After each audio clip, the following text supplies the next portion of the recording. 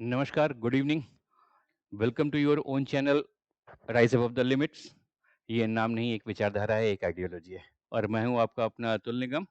आज मैं आपके साथ बात करने के लिए आया हूँ, खास तौर से अपने उन साथियों से, उन दोस्तों से, उन युवाओं से जो आज की तारीख में थोड़ा-सा कन्फ्यूज़ हैं, अपने करियर को लेकर, अपने एम्बिशन को लेकर, अपने गोल को लेकर। जैसा कि हमने कहा कि आप अपना बेस्ट दें, आप अपने उच्च से उच्चतम सीमाओं तक पहुँच सकते हैं, आप चीज़ें कर सकते हैं।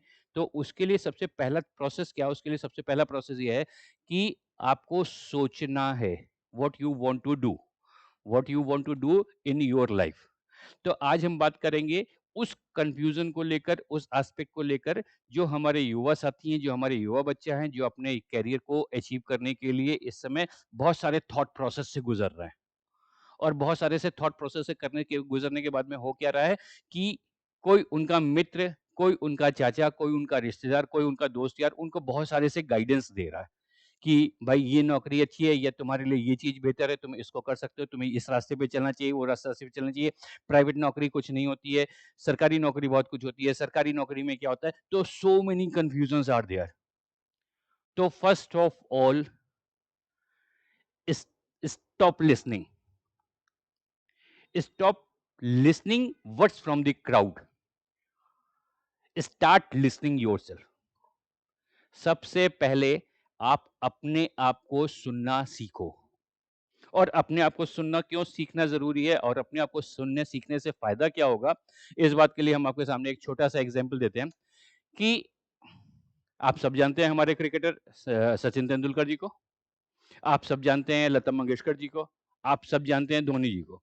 तो अगर हम एमएस धोनी का एग्ज़ाम्पल लें या सचिन तेंदुलकर का एग्ज़ाम्पल लेते हैं।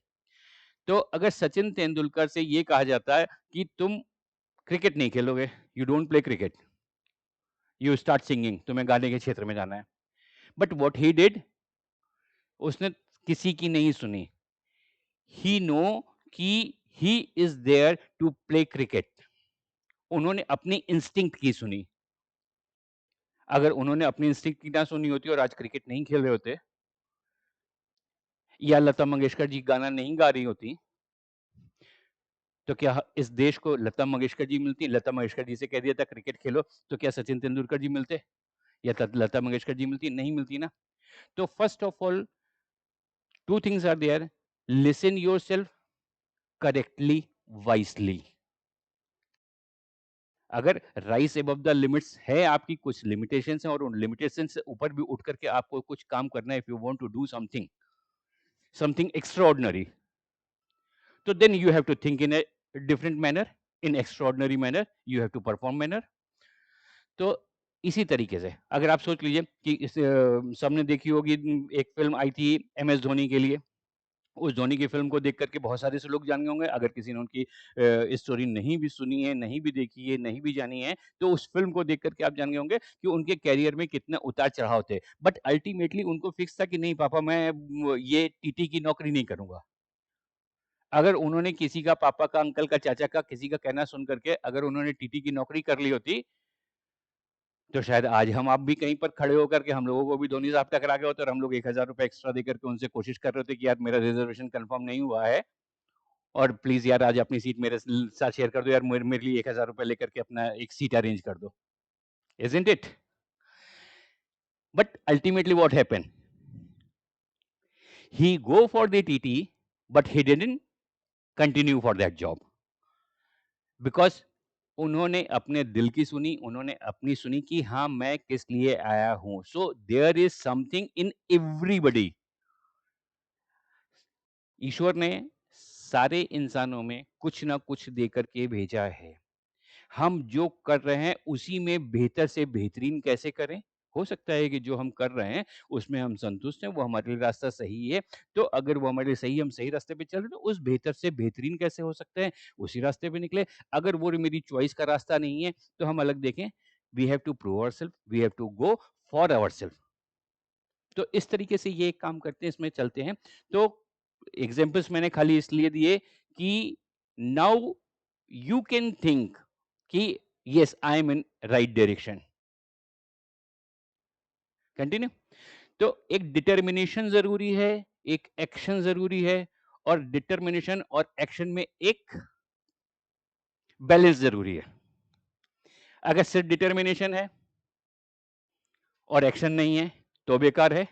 और अगर एक्शन है, डिटर्मिनेशन नहीं है, तो बार-बार आप डेविएट होते रहोगे, you won't reach to your goal. इस बारे में भी चलिए एक छोटी-सी बात याद आ गई, तो हम आपके साथ में एक छोटी-सी स्टोरी शेयर करते हैं। और वो छोटी-सी स्टोरी से आपको मेरी ये बैलेंसिंग समझ में आई कि how much needed it is, कितना ज़रूरी है डिटर्मिनेशन और एक्शन में बैलेंस बना करके रखने के लिए। तो मैं एक छोटी-सी स्टोरी आपके साथ में शेयर करता हूँ। स्टोरी कुछ इस प्रकार से है कि अपने उत्तर प्रदेश जिले के एक युवा थे और वो बहुत ज़्यादा डिटरमाइन थे, बहुत सदस्य, बहुत सज्जन सा नागरिक, जो सुबह उठता था, अपना दैनिक कार्यों को करता था और समाज में भी उसकी एक अच्छी प्रतिष्ठा थी, लोगों के बीच में उसकी एक अच्छी इमेज थी और वो पूजन पाठ का काम भी बहुत अच्छे से करता था। उसका एक डिटर्मिनेशन था कि यार मेरी एक जो ये एवरेज क्लास फैमिली है, इस एवरेज क्लास फैमिली को मुझे हाई क्लास फैमिली बनाना है। और उसको उसके लिए ये समझ में आया कि अगर मेरी लॉटरी लग जाए, अगर मेरे वो लॉटरी में फर्स्ट प्राइज़ निकल आए, तो मैं यार रिच हो जाऊँगा, मेरी एवरेज फैमिली जो है, वो हाई क्लास फैमिली बन जाएगी, I will become a rich person. तो इसके लिए उसने क्या किया कि इसके लिए उसने एक नियत बाँधी, उसने एक डिटर्मिनेशन लिया कि यार मुझे चाहिए तो मतलब चाहिए। और उसने फिर ईश्वर की आराधना उस लेवल पे शुरू करी कि उसने कहा मुझे ईश्वर को प्रसन्न करना है, उनसे आशीर्वाद चाहिए कि मेरी लॉटरी लग जाए। बस ईश्वर मुझे इस तरीके का आशीर्वाद दे दे कि मेरी लॉटरी लग जाएगी और मेरी लॉटरी लग जाएगी तो मैं रिच हो जाऊँगा। तो to become a rich person what he did, he start praying. उसने तपस्या शुरू कर दी, उसने पूजा-पाठ शुरू कर दी और एक लेवल पे पूजा करता रहा। तो उसकी पूजा-पाठ से प्रसन्न होकर के एक दिन ईश्वर उसके सामने प्रकट हो गए। तो जब ईश्वर उसके सामने प्रकट हो गए तो वो भी बहुत आश्चर्य के साथ में और बहुत भाव विभोर होकर के प्रभु को उसने वंदन किया और उसने कहा कि प्रभु मेरी इच्छा सिर्फ इतनी है कि मैं I must become a rich person, so मेरी एक लॉटरी लग जाए। प्रभु ने पहले तो उसकी बात पे मुस्कुराए, फिर उस यूपी के व्यक्ति को, उस जिस जिले का था उसका नाम नहीं लूंगा वरना वहां से लोग नाराज हो जाएंगे मुझसे। तो उस यूपी के उस व्यक्ति को भगवान ने एक हर्रा के कंटाप दिया कान के नीचे। भाई क्यों दिया? तो वो प्रभु के चरणों में गिर गया कि प्रभु मुझसे ऐसी क्या त्रुटि हो गई कि आप मुझसे नाराज़ हो गए, आप मुझे कंटाप मार रहे हैं, आप मुझे ऐसे कर रहे हैं। तो प्रभु ने कहा भाई मेरे तू इतनी वंदना करता है, इतनी पूजा अर्चना करता है, मैं तेरी तपस्या से संतुष्ट हूँ। लेकिन मैं लॉटरी भी लगाना चाहता हूँ, लेकिन पहले लॉटरी खरीद तो मेरे भाई। तो moral of the story is this कि determination was there and the determination was up to the limit कि ईश्वर भी धरती पर आ गए। बट इवन भगवान भी कुछ नहीं कर सकते थे if action is not there. अगर आपने लॉटरी खरीदी नहीं है तो भगवान लॉटरी लगा कैसे दें और आप लॉटरी लगा देने की बात कर रहे हो। तो what I mean to say, you are getting my point. भाई डिटर्मिनेशन के साथ एक्शन का बैलेंस होना जरूरी है, both the things are required. आज ही मुझसे मेरे चैनल पर किसी ने पूछा था कि सर मैं ये करना तो चाहता हूँ और आपके उसमें मुझे इंटरेस्ट भी आता है, मुझे उत्साह भी आता है, मेरा मन भी लगता है, लेकिन मैं कैसे शुरू करूँ, मैं कहाँ से शुरू करूँ? तो उसके इसका प्रत्युत्तर मेरे पास यही है कि भाई सबसे पहले तो डिस्कस कर। हम लोगों के साथ डिस्कस कर, अपने पेरेंट्स के साथ डिस्कस कर what you want to, there must be a discussion if you are not reaching to a goal, if you are not, you cannot conclude, you are unable in concluding yourself, so that moment you must discuss with the knowledgeable person. That moment you will find ki what goal for you have to achieve and for that what you are supposed to do.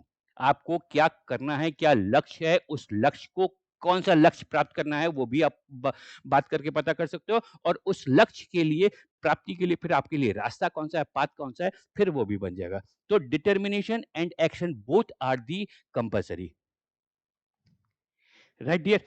तो ऐसे ही मेरे बात मैंने शुरू करी थी अपने युवा साथियों से कि जिनको आज कैरियर बनाना है और जो आज कंफ्यूज हैं, तो उनके लिए भी मेरे पास में सिर्फ एक ही बात है कि भाई अगर कैरियर को कौन सा कैरियर चूज करें, क्योंकि बहुत सारे से रास्तेदार जा रहे हैं now it is, there is no compulsion कि आपने मैथ्स पढ़ी है तो आपको इंजीनियर बनना है और आपने बायो पढ़ी है तो आपको डॉक्टर बनना है. There is no compulsion. You can choose career of your choice. So many things are available. So don't get confused. Choose wisely.